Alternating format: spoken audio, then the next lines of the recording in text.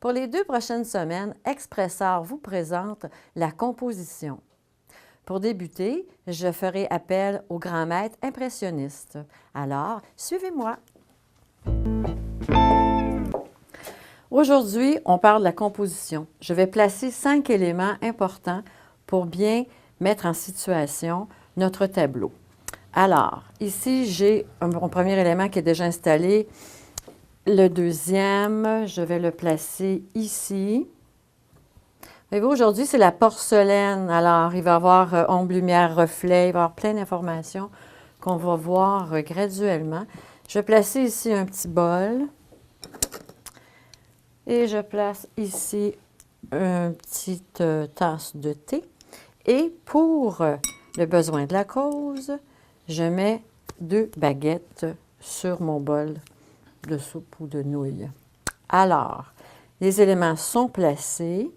Évidemment, on constate qu'il y a aussi des espaces vides, des espaces en négatif qui vont nous servir tout au long de notre travail. J'ai ajouté ici une petite fleur pour faire un peu d'ambiance.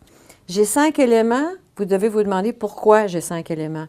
Parce qu'en composition, on travaille en chiffres impairs. C'est préférable. C'est pour briser la monotonie des chiffres pairs. Donc, avec 5 éléments, je travaille un peu plus en asymétrie qu'en symétrie. Et aussi, je place les objets de façon à avoir une narration. La narration, ici, c'est l'heure du thé chinois, tout simplement. Et j'ai placé des baguettes pour entrer dans le sujet, pour que mon spectateur reste toujours dans mon tableau et non pas lui donner une sortie pour qu'il aille voir ailleurs. Alors, c'est un concept très important, la mise en place des objets. Et évidemment, il faut qu'il y ait un rapport étroit entre les objets. Donc, je récapitule 5 ou 7 ou 9 objets. Si on fait un personnage, par exemple, un seul élément, à ce moment-là, c'est tout à fait normal de ne pas avoir autre chose sur notre table de présentation.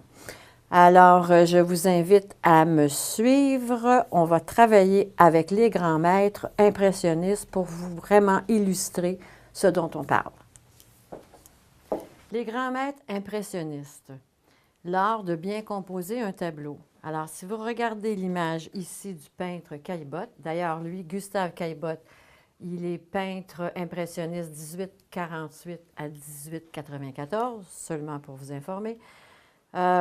Ici, le premier tableau, on a les raboteurs de parquet. Et on remarque ici qu'il y a 3 personnages dans sa composition. Et le centre d'intérêt, moi, je pense qu'il est ici. Le premier raboteur est important puisque le deuxième le regarde. Voyez-vous? La narration, en fait, le peintre attire notre attention sur le personnage central.